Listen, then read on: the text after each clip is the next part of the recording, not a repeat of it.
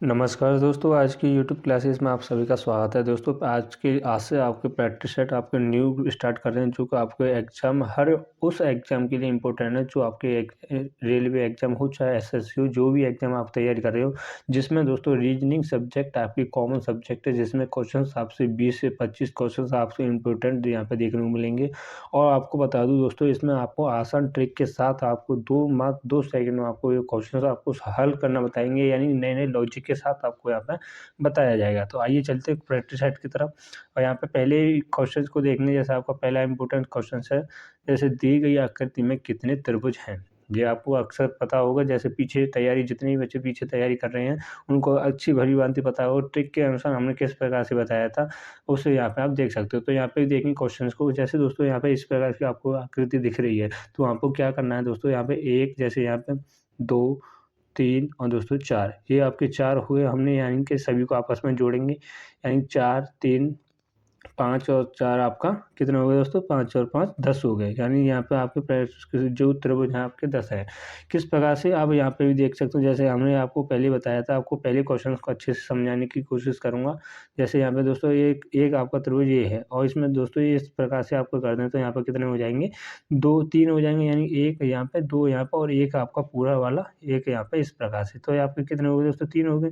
अब यहाँ पे दोस्तों इसी प्रकार से यहाँ पे और 2 लाइन खींचते हैं, तो आपके एक और 3-3 बढ़ जाएँगे। इस प्रकार से यहाँ पे आपको ये त्रिभुज आपको बढ़ते हुए मिलेंगे। तो यहाँ पे आप देखेंगे, तो यहाँ पे आपके 4 हो गए। तो इसी प्रकार से यहाँ पे देखेंगे 1, यानी कि आधार कितना है, 1 का आधार ये और 1 आधार ये, यानी कि दोस्तों इसमें 10 में 3 का मल्टीप्लाई कर देंगे तो आपका कितना हो जाएगा, यहाँ पे 30 त्रिभुज आपका आंसर हो जाएगा। यानी डी ऑप्शन के साथ जाएँगे दोस्तों, जो कि आपका राइट आंसर होगा। आशा करता हूँ क्वेश्चन्स आपको अच्छे से समझ में आया होगा। नेक्स्ट क्वेश्चन की तरफ बढ़ेंगे, जो कि आपको अच्छे से समझ में आएगा। तो यहाँ पे देखें दोस्तों, जैसे नीचे दिए गए अंक समूह का उपयोग करके कौन सा अंक समूह नहीं बनाया जा सकता है। तो यहाँ पे देखेंगे दोस्तों, जो भी आपको संख्या दी हुई है, इसमें से आपको इस अंक का प्रयोग करके ये संख्या आपकी बनाई जा सकती है या नहीं बनाई जा सकती है, वो आपको यहाँ पे बताना है। किस प्रकार से वो देखें, जैसे इसमें बोला है कि अंक समूह का प्रयोग करके, इसमें समूह का प्रयोग करना है। किस प्रकार से वो, जैसे यहाँ पे देखेंगे दोस्तों, ये 7 से 8 हुआ, 8 से 9 हुआ, यानी कि एक क्रम को बढ़ता हुआ, फिर इसने क्या कर दिया, 2 और यहाँ पे 62 अलग से लिख दिया। और यहाँ पे भी देख सकते हैं दोस्तों, 8 से 6 हुआ, 6 यानी कि 1 को छोड़ा, 6 से 2 हुआ, कहीं यहाँ पे भी दोस्तों इसको छोड़ा है। तो यहाँ पे भी देख सकते हैं, 6 से हुआ दोस्तों 7, 7 से हुआ दोस्तों यहाँ पे 4, और यहाँ पे 2 को छोड़ेंगे। अब यहाँ पे दोस्तों, यहाँ पे 1-1 का अंदर था। ऑप्शन से भी इन क्वेश्चंस को अच्छे से कर सकते हो। यहाँ पे दोस्तों ये क्रम है, यानी कि आपके घटते हुए क्रम में। या जैसे दोस्तों यहाँ पे 9, 9 से 8, 8 से 7, यानी 3 और 2। आपको इस प्रकार की संख्या आपके किसी भी इसमें नहीं दिख रही, यानी ऑप्शन में नहीं दिख रही, यानी कि आपने इसमें पहले कर दिया, इसमें बाद में कर दिया, इसमें पहले कर दिया। तो इसी प्रकार से ये संख्या आपकी राइट आंसर हो जाएगा, यानी कि ये आपकी जो तीनों ऑप्शन से आपके भिन्न हैं। इसी प्रकार से डी ऑप्शन के साथ जाएँगे, जो कि आपका राइट आंसर होगा। नेक्स्ट क्वेश्चन को देखेंगे यहाँ पर, जैसे दिए गए पैटर्न का ध्यानपूर्वक अध्ययन करें और उस संख्या का चयन करें जो प्रश्न चिन्ह के स्थान पर आ सकती है। तो आपको बताना है दोस्तों, इस संख्या पर क्या आएगा। तो इससे निकालने से पहले देखें दोस्तों, क्या कि यहाँ पे 16 किस प्रकार से आया और 8 किस प्रकार से आया हुआ है। तो यहाँ पे क्या करेंगे दोस्तों, जो भी लॉजिक लगाएंगे वो इम्पोर्टेंट लगाएंगे, मात्र आप लगा के 2 सेकंड भी लगा सकते हो, जो आपका आंसर अच्छे से निकल आएगा और लॉजिक भी आपका निकल आएगा। अगर दोस्तों 5 और 11 में से आपस में घटाए दें तो कितना बचेगा दोस्तों, 6 बचेगा। और इसी प्रकार से 4 में से 2 घटा दें तो दोस्तों 2 बचेगा। और क्या करेंगे दोस्तों, इन दोनों को आपस में जोड़ देंगे। इन दोनों को जोड़ देंगे तो आपका कितना हो जाएगा, यहाँ पे 10 8 प्राप्त हो जाएगा। उसी प्रकार से यहाँ पे भी करेंगे, 8 में से 10 को माइनस करेंगे तो 2 बचा। और दोस्तों यहाँ पे 20 में से 6 को माइनस करेंगे तो कितना हो जाएगा, आपका 14 बचेगा। और दोस्तों 14 और 6 2 को आपस में जोड़ेंगे तो आपका कितना प्राप्त हो जाएगा, 16 आ जाएगा। उसी प्रकार से हमको आंसर निकालना है। जैसे 8 में से दोस्तों 3 को उठाएँगे तो 5 होगा। अगर दोस्तों यानी 15 में से 6 को उठाएँगे दोस्तों 9 बचेगा, और 9 और 5 को आपस में जोड़ेंगे दोस्तों कितना हो जाएगा, यहाँ पे आपका 14 हो जाएगा। तो आपका 14 I believe the right answer होगा, यानी डी ऑप्शन के साथ जाएँगे दोस्तों, जो कि आपका राइट आंसर होगा। आशा करता हूँ प्यारे दोस्तों, आपको अच्छे से क्वेश्चन समझ में आया होगा। इसी तरह नेक्स्ट क्वेश्चन की तरफ बढ़ेंगे। जैसे नेक्स्ट क्वेश्चन है, जैसे उस विकल्प का चयन करें जो तीसरे शब्द से ठीक उसी प्रकार संबंधित है जिस प्रकार दूसरा शब्द पहले शब्द से संबंधित है। तो यहाँ पे एनालॉजी का क्वेश्चन है, इंपॉर्टेंट है, यानी इस प्रकार से ये आपसे क्वेश्चन पूछ लिए जाते हैं। तो यहाँ पे देखेंगे दोस्तों, लखनऊ का संबंध उत्तर प्रदेश से है, तो कोहिमा का संबंध किससे होगा। तो यहाँ पे देखेंगे दोस्तों कि जैसे दोस्तों उत्तर प्रदेश की जो क्या होती है राजधानी होती है वो आपकी उत्तर लखनऊ होती है, यानी कि लखनऊ किसी न किसी की राजधानी है, यानी कि आपके उत्तर प्रदेश की। उसी प्रकार से यहाँ पे देखेंगे यानी कोहिमा किसकी राजधानी है वो आपको यहाँ पर बताना है। तो देखेंगे कितने बच्चे आपको कमेंट करते हैं, आप बताइए किसका आंसर क्या होगा। तो मतलब आपका राइट आंसर हो जाएगा दोस्तों डी ऑप्शन, यानी कि नागालैंड की जो राजधानी होती है वो आपकी कोहिमा होती है। ठीक है दोस्तों, डी ऑप्शन के साथ जाएंगे जो कि आपका राइट आंसर होगा। नेक्स्ट क्वेश्चन देखेंगे। जैसे नेक्स्ट क्वेश्चन है, हरी को याद है कि उसके पिता का जन्म दिन 13 और 16 जून के बीच में पड़ता है, जबकि उसकी बहन को याद है पड़ता है कि उनके पिता का जन्मदिन 14 और 18 जून के बीच में पड़ता है। तो उनके पिता का जन्मदिन किस दिन होगा जिस पर दोनों सहमत हों। तो आपको ऐसे क्वेश्चंस का आप अच्छे से पहले पढ़ना है। अगर आपने क्वेश्चंस को समझ लिया वो कहना क्या चाहता है, तो आप रीजनिंग में हर उस चैप्टर को कर पाओगे और क्वेश्चंस को भी अटेंड कर पाओगे जो आपसे नहीं होते हैं। तो उन क्वेश्चंस को भी आप अच्छे से यहाँ पे कर पाओगे। तो यहाँ पे देखेंगे क्वेश्चंस को, यहाँ पे कंटिन्यू चलेंगे। जैसे दोस्तों हरी को तो याद है जन्मदिन 13 और 16 के बीच में पड़ता है, यानी 13 और दोस्तों 16 के बीच में पड़ता है। तो यानी कि आपका 13 और 16 इस प्रकार से हो गया। अब देखेंगे दोस्तों जो कि उसकी बहन को याद है उनके पिता का जन्मदिन 14 और 18 को पड़ता है, यानी कि 14 और 18 को पड़ता है इस प्रकार से। तो यानी कि 13 के बाद दोस्तों क्या आएगा 14, 15 और यहाँ पे आपका 16। तो यानी कि इसको बहन को क्या पता है कि यानी कि 14 के बाद 15, 16 और यहाँ पे दोस्तों 17 क्या हो जाएगा 17 हो जाएगा। अब इसमें देखेंगे दोस्तों दोनों में कॉमन, यानी कि 13 को आपको 13 और 16 को उसको याद है तो इन दोनों को नहीं होगा। ठीक है दोस्तों, इनके बीच में ही होगा। और इसी प्रकार से उसकी बहन को याद है कि यानी 14 को और 18 को नहीं है, तो इसको भी हम नहीं लेंगे। तो इसमें देखेंगे दोनों में दोस्तों ऊपर और नीचे के हैं, कॉमन क्या है दोस्तों, कॉमन क्या है दोस्तों आपका 15। तो यही आपकी राइट आंसर हो जाएगा, यानी 15 will be the right answer होगा। बी ऑप्शन के साथ जाएंगे जो कि आपका राइट आंसर है, यानी इससे दोनों सहमत होंगे। नेक्स्ट क्वेश्चन को बढ़ेंगे। जैसे नेक्स्ट क्वेश्चन है, निम्नलिखित आकृति का दर्पण प्रतिबिंब चयन कीजिए। तो जैसे में आपको आकृति यहाँ पे दिखाई देती है तो आपको क्या है डायरेक्टली कमी को निकालना स्टार्ट कर देना है। जैसे ही दोस्तों आपने कमी को निकालना स्टार्ट कर दिया यानी कि आप पहचानना सीख गए, तो रीजनिंग में हर उस मिरर वाले क्वेश्चंस को कर पाओगे अच्छे से जो आपको नहीं आते हो, तो आप अक्सर छूट के जाते हैं। तो वो मेरा समझाने का मैंने आपसे इस वीडियो में स्टार्टिंग में बोला था, इस वीडियो में आपको मात्र 2 सेकंड 2 से 3 सेकंड में ऐसे क्वेश्चन को हल करना बताऊंगा जो अच्छे से आप कर पाओगे। तो यहाँ पे देखेंगे जैसे दोस्तों इसमें जेड है, जेड चलेगा यानी कि ए आपका इस साइड बनना चाहिए, 7 बीच में बनेगा और ए आपका इस प्रकार से बनेगा, यानी जेड आपका इस प्रकार से हो जाएगा। तो जेड इसमें देखेंगे यानी सबसे पहले ए नहीं आएगा, यानी कि वो एज इट इज नहीं रखा जाएगा। और जेड ही दोस्तों यहाँ पे एज इट इज है, यहाँ पे भी एज इट इज है, यहाँ पे भी यही नहीं होगा। ठीक है, अब यहाँ पे सी डी को भी देख सकते हैं, डी इसमें 7 है नहीं, तो ये भी आपका क्या हो जाएगा गलत हो जाएगा। सी ऑप्शन आपका राइट आंसर हो गया। इसी प्रकार से देखें दोस्तों कम समय में आपको क्वेश्चन को हल करना समझ गए। तो आशा करता हूँ क्वेश्चंस आपको अच्छे समझ में आ रहे होंगे। वीडियो को अच्छा लगे तो वीडियो को लाइक जरूर करना, और मुझे आपको लगता है कि हाँ प्रैक्टिस सेट में कुछ क्वेश्चंस ऐसे इंपॉर्टेंट क्वेश्चन जो हमें अक्सर सीखने चाहिए, तो वीडियो को लाइक करना ना भूलें। ठीक है दोस्तों, तो यहाँ पे क्वेश्चन चलेंगे। यदि 50 भागित 10 का मतलब है 25 और 30 भागित 2 बराबर 225 लिखा है, तो 110 भागित 2 को क्या लिखा जाएगा। तो यहाँ पे देखें दोस्तों किस प्रकार से, अगर दोस्तों यहाँ पे 10 का 50 में डिवाइड कर दें यानी कितनी बार जाएगा, यानी 5 बार। हमको लिखा हुआ कि क्या है दोस्तों यहाँ पे 25, तो यानी 25 का क्या है दोस्तों 5 का वर्ग है, 5 का वर्ग है। इसी प्रकार से यहाँ पे देखेंगे यानी 30 में डिवाइड करेंगे 2 को, यानी कि 2 को डिवाइड करेंगे 30 से, तो यानी कि दोस्तों 15, और 15 का वर्ग कितना होता है यहाँ पे 225 होता है। उसी प्रकार से हमको जो इसका आंसर निकालना है उसे देखें, यानी कि आपका 110 में 2 से डिवाइड करेंगे तो आपका कितना हो जाएगा यहाँ पे 55 हो जाएगा, और 55 का वर्ग आपको कंपल्सरी आपको याद होना चाहिए। तो आपका जो 55 का वर्ग होता है वो क्या होता है दोस्तों 3025 होता है। तो इसी प्रकार से ये आपका राइट आंसर हो जाएगा, यानी सी ऑप्शन आपका राइट आंसर होगा। ठीक है दोस्तों, नेक्स्ट क्वेश्चन तरफ बढ़ेंगे।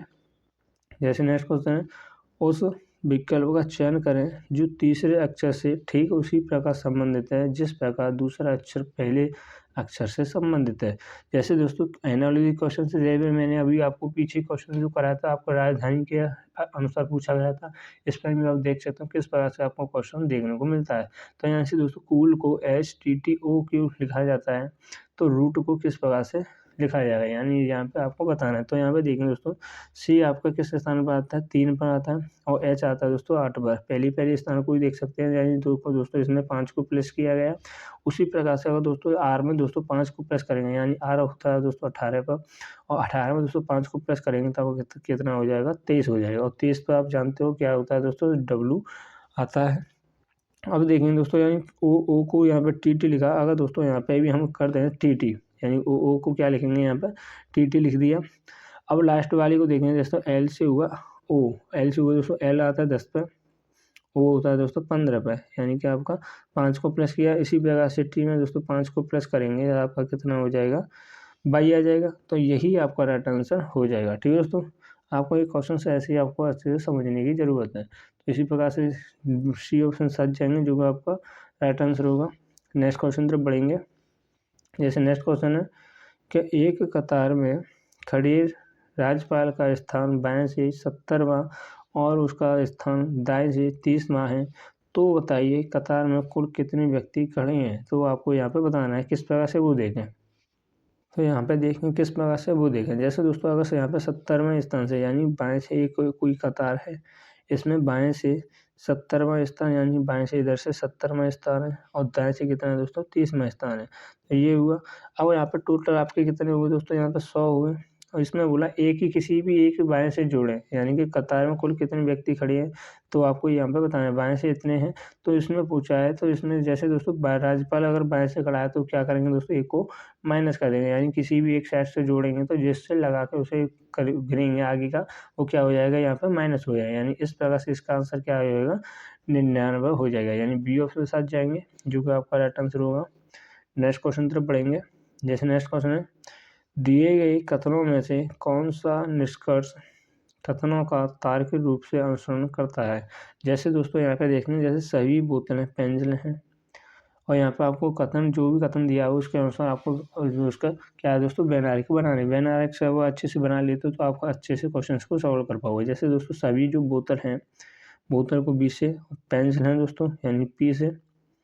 अब उसने बोला है कोई पेंसिल स्कूल नहीं है, यानी स्कूल आपका क्या है, अलग है, कोई पेंसिल नहीं है। अब आपका निष्कर्ष क्या कहता है वो देखें।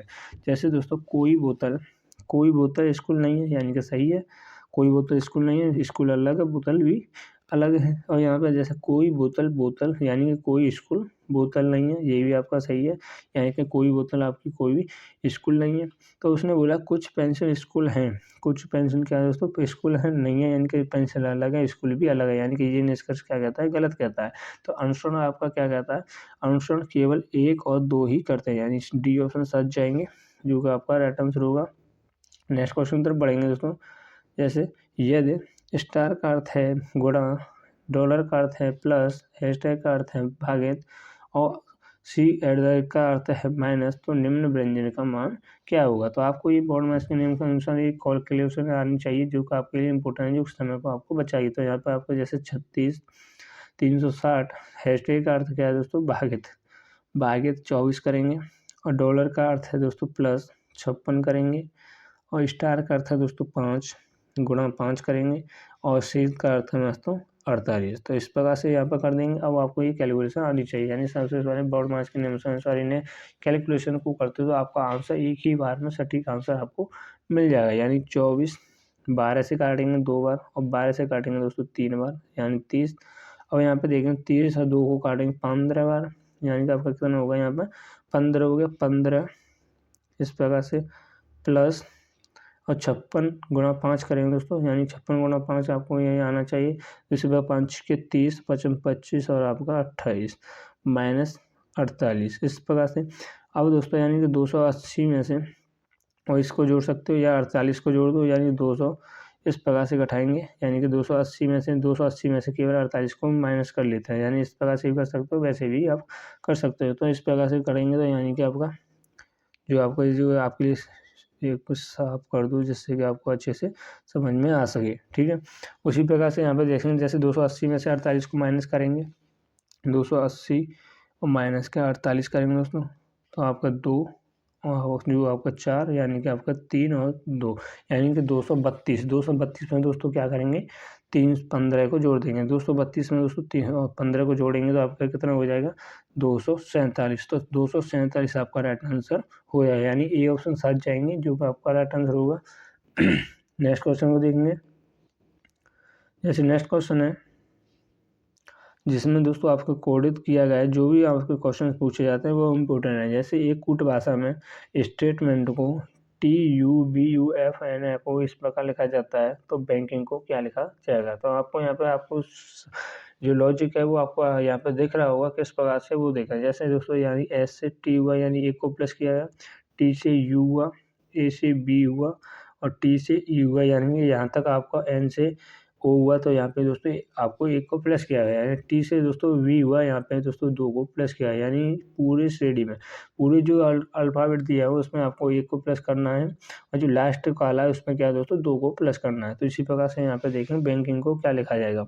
तो B में एक को प्लस करेंगे C, A में B, N में O, K में L और I में J, N में O और G में दोस्तों 2 प्लस करेंगे तो क्या हो जाएगा, आपका I हो जाएगा। यानी ये ऑप्शन में देखेंगे डी ऑप्शन में, तो डी ऑप्शन आपका राइट आंसर हो जाएगा। नेक्स्ट क्वेश्चन को देखेंगे। जैसे नेक्स्ट क्वेश्चन है रक्त संबंधित क्वेश्चन से, ऐसे क्वेश्चन आपको एग्जाम में जरूर देखने को मिलते हैं। जैसे कपिल की ओर इशारा करते हुए आदित्य ने कहा कि उसके पिता मेरे पिता के पिता की बेटी के पति हैं। आदित्य के पिता का कपिल से क्या माता से क्या संबंध है, वो आपको यहाँ पे बताना है। यानी कपिल की माता से क्या संबंध है। तो यहाँ पे बताएंगे। जैसे क्वेश्चंस को आपको कंटिन्यू पढ़ते चलना है। जैसे आप अपने ऊपर क्वेश्चंस को रेड करके चलोगे तो आप अच्छे से क्वेश्चन को हल कर पाओगे। यहाँ पे जैसे दोस्तों कपिल है, कपिल के पिता कोई भी और इशारा करते हुए आदित्य ने कहा, यानी आदित्य ने यहाँ पे कहा कि उसके पिता हैं जो मेरे पिता की बेटी, यानी कि उस आदित्य के पिता पिता के पिता और पिता की कौन दोस्तों बेटी, यानी कि ये बेटी। तो ये की कौन है दोस्तों, ये पति है, यानी कि दोस्तों ये दोनों क्या हो गए, पति पत्नी हो गए।